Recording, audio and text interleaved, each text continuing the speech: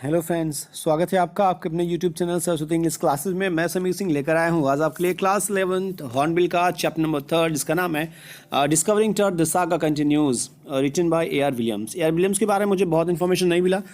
मैंने जितना search out किया मुझे मिला कि he was born in Virginia and is still alive, अभी तक ये जीवित हैं। अलावा इसका इन्फॉर्मेशन कुछ नहीं मिला, इसलिए इनके बारे में कुछ रखा नहीं मैंने। मैं बता दूं आपको पहले टाइटल के बारे में, फिर चलेंगे स्टोरी को डिटेल इमेज के माध्यम से कंफर्म करने, ताकि आपको स्टोरी आसानी से समझ में आ जाए। और एक चीज़ और बता दूं, स्टोरी के अंत में मैंने आपकी बुक में जो क्वेश्चन है उसका सोल्यूशन रखा है, अलग से लॉन्ग क्वेश्चन आंसर का सेट रखा है जो एग्जाम के पॉइंट ऑफ व्यू से बहुत इंपॉर्टेंट है। उसके अलावा भी जो बहुत ज़्यादा इंपॉर्टेंट वाला होता है क्वेश्चन, जिसे वैल्यू बेस्ड क्वेश्चंस कहते हैं, जो बहुत बझाता है, क्योंकि जो क्वेश्चंस आपके बुक में जो समरी है उसके अकॉर्डिंग पूछा जाता है वो समझ में आ जाता है, बट वैल्यू बेस्ड में कुछ अलग होता है, वो क्वेश्चन को घुमा देता है, कुछ प्रोवर्ब, कुछ मुहावरे, कुछ कहावत डाल करके। इसलिए उसको भी मैंने इसमें रखा हुआ है ताकि आपको क्वेश्चन आंसर सब समझ में आ जाए, कहीं से आपको दिक्कत ना हो। यानी आपको वीडियो के अलावा कहीं किसी बुक को देखने की, कहीं किसी और जगह जाने की, ढूंढने की, कुछ भी चीज़ें आपको इन्फॉर्मेशन कहीं से आपको लेनी नहीं पड़ेगी। यहाँ से आपको डिटेल मिलने वाली है, और कुछ ऐसी चीज़ें जो आपके टीचर या आपको कहीं से भी आपको नहीं मिलने वाला। विश्वास करिएगा, वीडियो के अंत तक बने रहिएगा, आपको आसानी से कुछ चीज़ें एक्स्ट्रा मिलेंगी, स्किप मत करिएगा। तो मैं आपको पहले स्टोरी के इस टाइटल के बारे में कंफर्म कर दूं। एक चीज़ मैं आपको बता दूं, जो ये ट्यूटी टट है ना, इसको टट बोलते हैं। टट बहुत सारी जगह टुट, तुत ऐसे बोलते हैं, लेकिन यहाँ टट होता है क्योंकि मैंने इसको मेरियम वेबस्टर, इवन मैंने जो इजिप्ट के, जहाँ का ये है बना हुआ, ग्रीक इजिप्ट, वहाँ के कुछ यूट्यूबर्स का मैंने वीडियो देखा जिसमें इन्होंने बहुत सारे ममीज़ के बारे में वीडियो बनाए हुए हैं, तो मैंने उनका इनन्सिएशन सुना तो मुझे मिला टट। लेकिन हाँ, आप ये भी ध्यान दीजिएगा कि इनका जो नाम महोदय का है, अगर पूरा नाम लिखिएगा, जैसे मैं यहाँ लिख रहा हूँ कलर चेंज करके, कलर अगर मैं यहाँ लिखता हूँ TUTANKHTEN,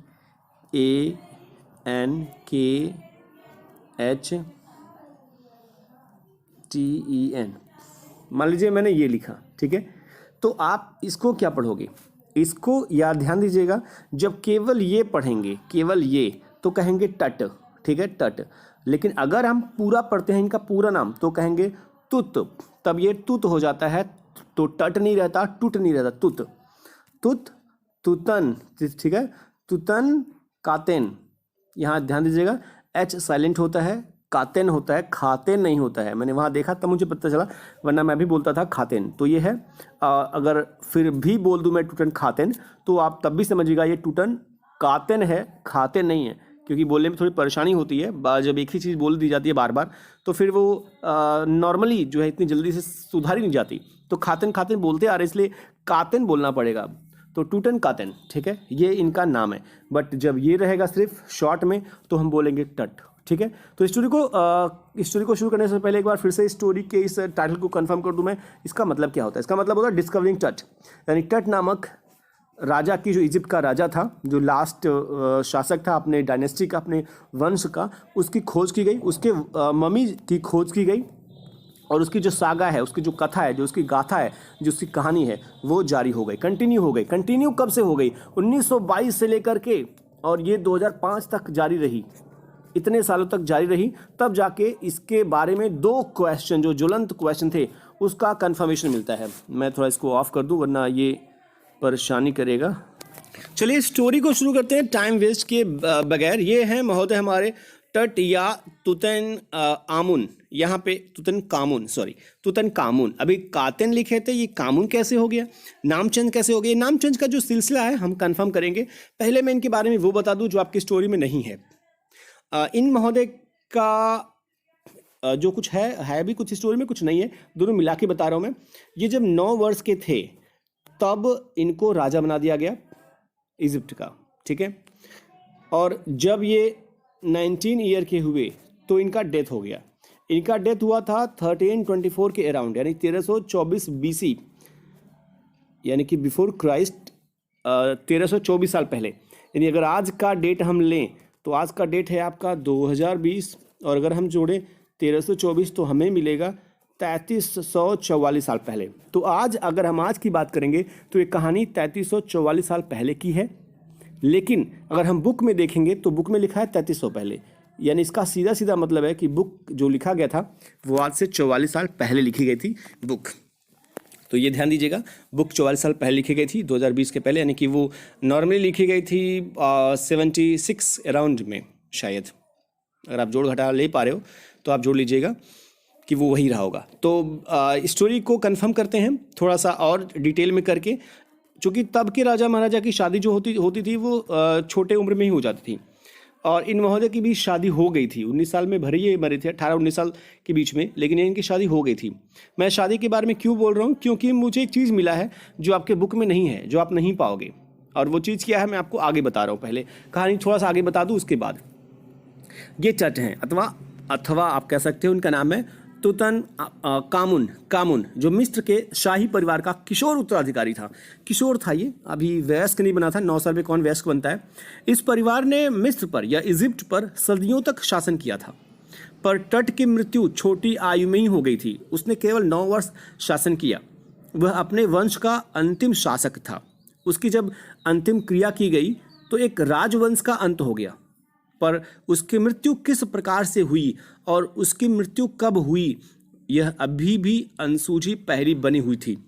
ये कब तक अनसूझी पहेली थी, जब तक इसका खोज नहीं की गई 2005 तक। तो 2005 तक 2 क्वेश्चन प्रमुख रूप से इंपॉर्टेंट थे। पहला हाउ, कैसे ये मरा, और दूसरा व्हेन, कब ये मरा। ठीक है, एक क्वेश्चन का तो आंसर मैंने इसका दे दिया है अभी, और कैसे मरा ये आपको बताऊंगा। दोनों क्वेश्चन का आंसर कब मिलता है ये भी आपको पता चलेगा, ये लास्ट में मिलता है। बहुत बार खोज होती है, बहुत बार इसको बहुत सारे लोग जो हैं आकर के चेक कर जाते हैं, लेकिन तब भी 2 प्रश्नों का उत्तर नहीं मिलता है। बहुत सारे प्रश्नों का उत्तर मिल जाता है लेकिन 2 का नहीं मिलता। ये 2 का उत्तर आपको लास्ट मिलेगा। तो अब शुरू करते हैं इनके और बारे में आगे। ये टट है महोदय, इनके पिता, बुक में लिखा है इनके पिता या दादा। आप बुक में अगर पढ़ेंगे आपको टीचर बताएगा तो ये कहेगा या तो पिता होंगे ये, या तो दादा होंगे, या मतलब कह सकते हो आप ग्रैंडफादर, जिनका नाम था अमेनहॉटेप III। एक चीज़, 2 चीज़ आपको बताना चाहता हूँ ये जो बुक से अलग है। पहला, जब कोई राजा होता है और उसके आगे लगा होता है 1 2 3 4, तो हम ऐसे नहीं पढ़ते अमेनहॉटेप III, उसे हम पढ़ते हैं अमेनहॉटेप द थर्ड। द जरूर लगा के पढ़ेंगे हम, एलिजाबेथन द सेकेंड। ठीक है, द जरूर लगाएंगे हम जब भी ये 1 2 3 नामक वर्ड लिखा रहेगा। ठीक है, 1 2 3 नामक अंक लिखा रहेगा। तो ये है अमेनहॉटेप द III, और इनको बुक में लिखा है कि ये टट महोदय के पिता हैं या दादा है। मैं आपको अभी कंफर्म कर दूं, बहुत सारे मैंने जगह चेक किया, मुझे मिला दादा, मतलब दादा नहीं मिला, बट मैं आपको लॉजिक दे रहा हूँ मैं दादा क्यों कह रहा हूँ। दादा ये इसलिए थे, अभी मुझे लग रहा है कि 1 2 और आगे बताना पड़ेगा सेंटेंस, तब आपको समझ में आएगा। 2-4 लाइन और आगे जाते हैं, हम वहाँ कंफर्म करते हैं। ये ध्यान दीजिएगा, अगर आपके पास कॉपी पेन होगा तो आप ये लिख लीजिएगा टट, और फिर नीचे लिखिएगा अमेनहॉटेप द III, और बीच में लिखिएगा फादर और ग्रैंडफादर। फिर मैं आपको कंफर्म करता हूँ। अमेनहॉटेप द III याद रखिएगा, ये जो राजा था ना, ये बहुत ही बलशाली शासक था, जिसने लगभग इजिप्ट में 40 सालों तक कुशलतापूर्वक राज्य किया। यानी इसके शासन में सब राम राज्य था, सब बड़े खुश थे। लेकिन इसके मरने के बाद इसका बेटा, यहाँ ध्यान दीजिएगा, अब मैं आपको वो राज बताने वाला हूँ। इसका बेटा जो था अमेनहॉटेप द IV, इसका नाम क्या है, अमेनहॉटेप द IV। इसने ये गद्दी पर बैठा। ये बहुत क्रूर राजा था। इसने आतेन नामक देवता की पूजा करनी शुरू कर दी। ये आतेन है, आतेन का मतलब होता है गॉड ऑफ सन, सूर्य के देवता। जैसे हमारे यहाँ सन कहा जाता है सूर्य के देवता को, वैसे वहाँ आतेन कहा जाता है इजिप्ट में। ये हैं सूर्य, ये इनके देवता हैं, सूर्य के देवता। तो आतेन नामक, ये नाम याद रखिएगा, आतेन, ATEN, बहुत कॉम्प्लिकेट वर्ड है जो आपको कंफर्म करेगा स्टोरी पूरी की पूरी। तो आतेन नामक देवता की ये बंदा जो था अमेनहॉटेप द IV, इसने पूजा करना शुरू कर दिया और लोगों से कह दिया अगर जो आतेन की पूजा नहीं करेगा उसको फांसी की सजा दी जाएगी। आतेन को सूर्य देवता माना जाता था, यहाँ तक कि उसने अपना नाम भी बदल दिया। ये है बंदा अमेनहॉटेप द IV, इसने नाम अपना आतेन के नाम पर बदल लिया, अखेन आतेन। देखिए अखेन और ATEN, ये ATEN है, आतेन मतलब सूर्य के देवता। तो इसने आतेन के नाम पर अखेनातेन नाम रखवा लिया, अखेनातेन ATEN। एक चीज़ और यहाँ लिखा है, आतेन जो है आर्ग्यूबली लिखा है the first monotheistic God in history, यानी कहा जाता है कि ये एकाधीश्वर थे, यानी कि इकलौते भगवान थे। लोग अर्घ करते हैं, कुछ कहते हैं नहीं, कुछ कहते हैं हाँ। तो माना जाता है कि पहले एकाधीश्वर ये भगवान थे इतिहास में। आतेन को सबसे पहला भगवान माना जाता है, इतिहास का भगवान सबसे पहले, ऐसा लोग ज़्यादातर लोग मानते हैं। तो आतेन जो सूर्य के देवता थे, इनके नाम पर इसने ATEN आतेन नाम जोड़ करके अखेनातेन इसने अपना नाम रखवा लिया और इसने कहा कि मैं सूर्य का देवता हूँ, या मैं सूर्य का पुजारी हूँ, या मैं सूर्य के देवता का सर्वेंट हूँ, नौकर हूँ। इस तरीके से इसने बहुत सारी चीज़ें चेंज कर दी। ये अपनी धार्मिक राजधानी जो है, जो पहले था थेब्स में, यहाँ लिखा है थेब्स, इसकी धार्मिक राजधानी थेब्स थी, इसने थेब्स से हटा करके ये कर लिया अमारना, यहाँ लिखा है अमारना, फ्रॉम थेब्स टू अमारना। तो इसने अमारना कर लिया। जैसे हमारे इंडिया में भी आपने सुना होगा कि दिल्ली जैसे अब राजधानी है, पहले कलकत्ता था, मुंबई था, ऐसे बहुत सारी जगह पे राजधानी बदलते थे। किसी स्टेट की भी राजधानी लोग बदल देते थे। अंग्रेजों ने भी बदला, मुगल शासकों ने भी बदला, उसके पहले भी जो शासक थे उन्होंने भी बदला। तो इसने क्या किया, इसने एक नए देवता की पूजा करना शुरू कर दी जिनका नाम आतेन था, और इसने अपनी धार्मिक राजधानी थेब्स की जगह इसने अमारना रख लिया।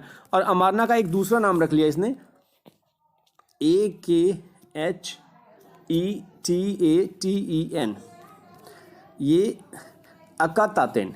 एच मत बोलिएगा, मैं अगर बोल भी दिया बीच में तो वो गलती होगी।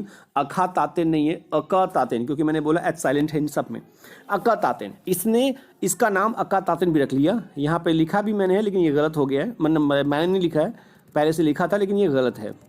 तो यहाँ पे आपने देखा अमारना या अकेतातेन, तो अपने नाम पर इसने अकेतातेन कर लिया जो अमारना का नाम था। तो इसने थेब से बदल करके ये चेंज कर लिया, अपनी धार्मिक राजधानी को भी बदल दिया इसने लोगों को भारी नुकसान भी पहुंचाया, और तब तो बहुत ज़्यादा नुकसान पहुंचाया जब उसने इजिप्ट के सबसे बड़े देवता आमून पर कटाक्ष किया। जैसे हमारे यहाँ भी होता है, बहुत सारे सदियों पहले मुगल साम्राज्य कोई और साम्राज्य था, तो अपने धर्मों के प्रचार के कारण वो दूसरे धर्मों के देवी देवताओं का वो मंदिर तोड़ते थे, मूर्तियाँ तोड़ते थे, स्टैचू वगैरह सब तोड़ते थे। तो मैं नहीं कहता कि वो सही या गलत है, बट ये है कि है इतिहास में। तो यहाँ भी मैं यही कहना चाहता हूँ कि तब उस राजा ने अमेनहाटेप द फोर्थ जो बंदा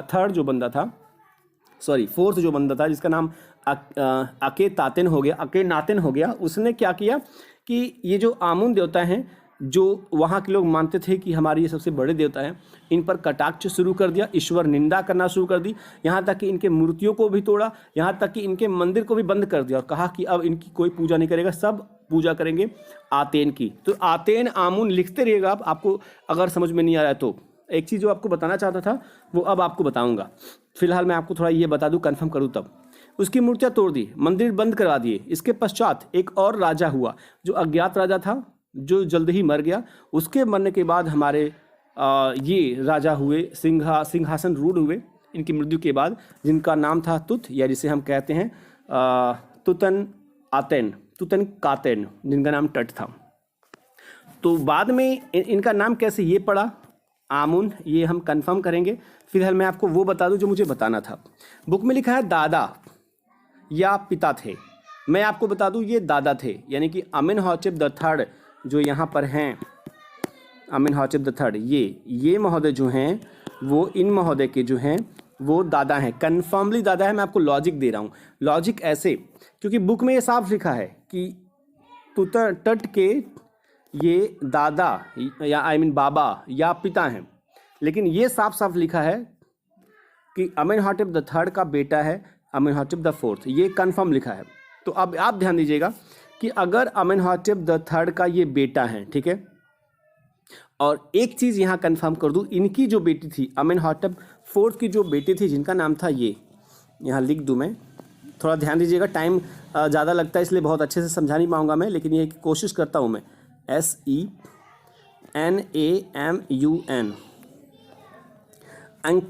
SENAMUN, अंके सेनामुन, एच साइलेंट है, अंके सेनामुन इनकी लड़की थी, और इनकी लड़की से शादी हुई थी इन महोदय की, टट महोदय की, यानी कि टट की, साफ साफ लिखा है टट की वो बहन थी, सौतेली बहन थी, टट की दूसरी माँ की लड़की थी वो अंके सेनामुन, जो अकेनातेन की लड़की थी, उनसे शादी हुई इनकी बहन ही थी वो, इनसे शादी हो गई। अब आप सोचिएगा, ध्यान से सोचिएगा, उनकी बहन से शादी हुई, अपनी बहन से शादी की। जब ये बहन से शादी कर लिए तो इसका मतलब है कि ये इनके फादर रहे होंगे। इनकी लड़की से जब वो शादी कर रहे हैं, इसका मतलब है कि ये जो है महोदय जो हैं वो उनके फादर हैं, क्योंकि साफ साफ लिखा है इनके सेकंड वाइफ से वो पैदा हुए थे। तो जब इनसे इनके लड़के हैं, वो दूसरे लड़के हैं, वो उनकी दूसरी वाइफ से वो लड़का है, और ये साफ साफ लिखा है कि अखेनातन अमेनहॉटेप जो फोर्थ हैं वो थर्ड के बेटे हैं, तो इसका मतलब है कि टट जो है वो अमेनहॉटेप थर्ड का नाती है, यानी कि ये इनके दादा हैं, ग्रैंडफादर है। जहाँ तक मैंने सर्च आउट किया, मैं समझा पाया सही या नहीं मुझे नहीं पता, बट ये है कि टाइम ज़्यादा ना लगे इसलिए मैं जल्दी से चल रहा हूँ आगे। अब तो हम थे यहाँ पे, हाँ, टट महोदय का, कि ये राजा बने वहाँ के। इनका नाम तुतन कातेन से तुतन कामुन कैसे हो गया, ये आपको बता रहा हूँ मैं। एक्चुअली इन्होंने पुरानी परंपराओं को पुनर्जीवित कर दिया, यानी कि जो इनके पिता यानी कि जो अमेनहॉटेप द फोर्थ थे या अकेनातेन जो थे, जिन्होंने सूर्य के देवता की पूजा करनी शुरू कर दी थी और आमुन देवता के मंदिरों को तोड़ना शुरू कर दिया था, इन्होंने पूरा का पूरा उल्टा कर दिया। अब इन्होंने क्या कर दिया, आमुन के देवता की पूजा करना शुरू कर दिया फिर से। जो इनके बाबा क्या करते थे वो ये उल्टा कर दिए, अब यानी कि अपने पिता जो किए थे इनके वो उल्टा कर दिए, जो इनके बाबा दादा करते थे वो उन्होंने करना शुरू कर दिया, फॉलो करना शुरू कर दिया। फिर से आमुन देवता की उन्होंने पूजा कर दी और इसके बाद उन्होंने अपना नाम बदल करके तुतन कातेन से तुतन कामुन रख लिया। आमुन AMUN, क्योंकि जो देवता हैं आमुन, जो अभी मैंने आपको बताया, आमुन जो ये देवता हैं जिनको गॉड ऑफ क्रिएटर कहते हैं, इन्हीं के नाम पर आमुन उसने जोड़ लिया और ये हो गया तुतन कामुन। ठीक है, ये नाम इन्होंने रख लिया। इसने बहुत सारे और भी अच्छे कार्य किए जो इसके पिता नहीं किए थे, जो इसके पिता गलत किए थे उसने इसे सीधा किया। ये लगभग 9 वर्षों तक शासन किया और अचानक से इसकी मृत्यु हो गई। इजिप्ट में अनेक मम्मी पाई गई हैं, लगभग 600 ममीज पाई गई हैं इजिप्ट में। ये हैं ममीज जो रखी हुई हैं, 600 ममीज रखी हुई हैं। ये मिस्र के राजाओं की केमिकल्स की लेप द्वारा सुरक्षित रखे गए शव हैं। आपको पता होगा कि बिना केमिकल की लेप के कोई भी मम्मी सुरक्षित नहीं रहेगी, लेकिन 3300-3400 साल का मतलब बहुत होता है, तो कुछ ना कुछ तो प्रॉब्लम आई जाती है, लेकिन फिर भी केमिकल के कारण जो था वो अभी तक उसका इन्वेस्टिगेशन हो पा रहा था, वरना सड़ जाता वो। इन्हें उन दिनों फराओ कहा जाता था, PHARAOH, इसे फराओ बोलते हैं। फराओ यानी राजा, उस समय राजा को फराओ कहते थे, तो फराओ कहा जाता था। और ये जो सारे मम्मी 600 पाए गए हैं ना अभी तक, यानी 2005 तक, वो सब के सब जो हैं वो फराओ क्या नाम है राजाओं के हैं। एक चीज़ मैं आपको मिस कर रहा हूँ शायद, एक चीज़ वो कि मैंने भी आपको बोला 44 साल पहले लिखा गया था ये बुक, और इस बुक में 2005 तक का इन्वेस्टिगेशन है। इसका मतलब है कि ये बुक जो है वो 2005 के बाद एडिट फॉर्म में किया गया विलियम्स महोदय के द्वारा, यानी कि मैक्सिमम चीज़ें लिखी गई थी 1976 में, लेकिन कुछ चीज़ें जो थी वो एडिट फॉर्म में 2007 या 6 के आसपास लिखी गई थी। तो आप मिस इंटरप्रेट मत होइएगा कि ये बुक 1976 में लिखी गई तो 2005 में इन्वेस्टिगेशन कैसे हुआ, जो बुक में लिखा गया है तो एडिटेड फॉर्म है, कुछ चेंजिंग फॉर्म में। आगे बढ़ते हैं। बहुत सारे राजाओं के शव को दफनाया गया था रसायनों की लेप के कारण, जिन्हें फराओ कहा जाता था। टट का शव 1922 में पहली बार मिला, याद रखिएगा 1922 में टट महोदय का जो मम्मी था वो पाया गया। शायद उसकी हत्या की गई थी, ये सब लोग सोच रहे थे, पर इसके मम्मी पर, इसके ताबूत पर, कॉफिन पर ढेर सारा सोना तो और दैनिक काम की चीज़ें जैसे खेल खिलौने, कांसे का रेजर, वस्त्र, भोजन, मदिरा की पेटियां इसके समाधि के स्थान पर रखी गई थी, क्योंकि इजिप्ट में मान्यता थी कि मृतक राजाओं को दूसरे जीवन में इन चीज़ों की जरूरत पड़ेगी। हमारे यहाँ होता है खाली हाथ आओगे खाली हाथ जाओगे, लेकिन पहले इजिप्ट के लोग ये मानते थे कि भले खाली हाथ आए हो लेकिन राजा के आए हो तो खाली हाथ नहीं जाओगे, सारे के सारे चीज़ें लेकर के जाओगे, सोना चांदी हीरा मोती सब कुछ लेकर के जाओगे, क्योंकि अगले जन्म में पता नहीं किसके घर पैदा हो तो वो चीज़ें तुम्हारे साथ जाएंगी, ऐसा मान्यता थी। इसलिए इनके भी शव के डेड बॉडी के साथ बहुत सारी चीज़ें रखी गई थी। हावर्ड कार्टर के बारे में बात करते हैं। हावर्ड कार्टर थोड़ा सा बड़ा करते हैं।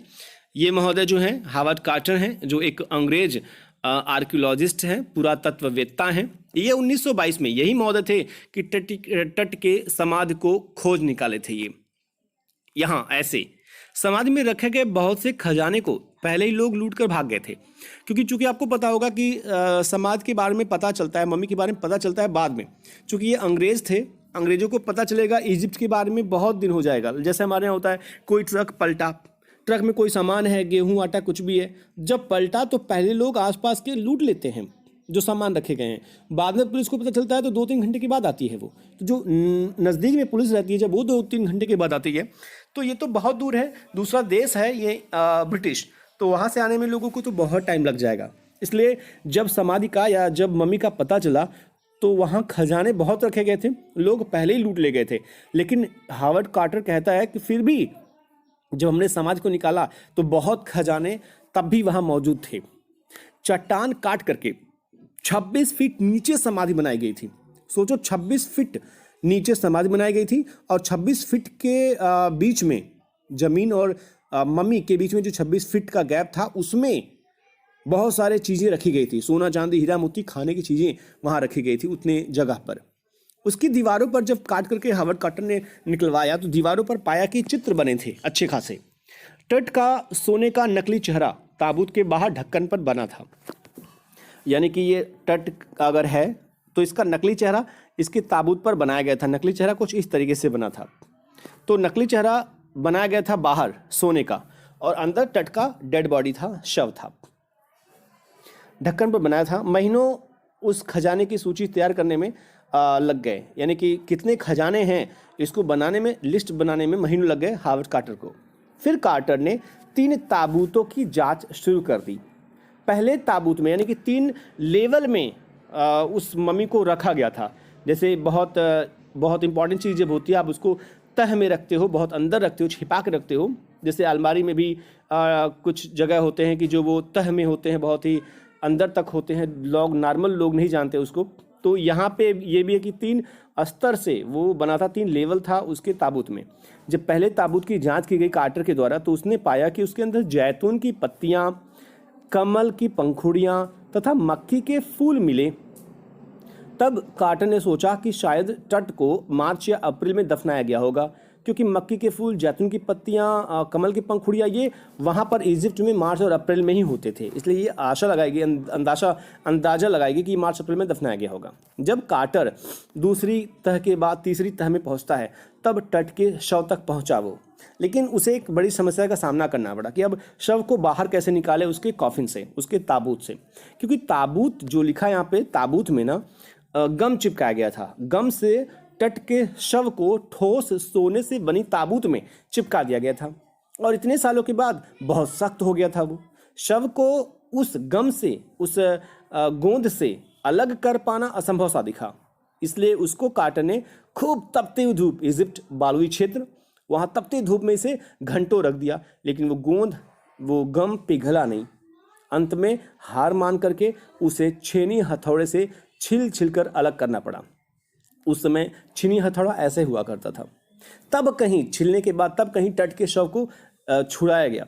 कार्टर के सामने कोई ऑप्शन भी नहीं था। अगर वो शव को एक अंग काट करके बाहर नहीं निकलता तो चोर सारा सामान लूट ले जाते। जाहिर सी बात है कि चोरों के पास मौका होता। अब ये महोदय बाहर निकाल दिए तट के मम्मी को। अब चूंकि ये निरीक्षण करने के लिए लाए हैं, अब जब तक निरीक्षण होगा नहीं तब तक ये रखेंगे धूप में दिन रात, कहीं कोई चोर लूट लेकर के भाग जाए। यहाँ तक कि हमारे यहाँ होता है कोई डेड बॉडी कोई मर जाता है तो हाथ से उंगलियों से अंगूठी गायब हो जाती है, इवन गले से हार जो भी पहना हुआ होता है वो लोग लेकर चले जाते हैं, उंगली काट करके लेके चले जाते हैं। वो तो डेड बॉडी, उसका क्या होगा, तोड़ फोड़ डालेंगे। जो निरीक्षण करने आए हैं वो कुछ होगा नहीं, उसका हड्डी तक लेकर भाग जाएंगे सब लोग। इसलिए उसने सोचा कि काट कर किसी तरीके से छीनी हथौड़े से इसको अलग करो, जल्दी से निरीक्षण करो, जल्दी से दफना दो।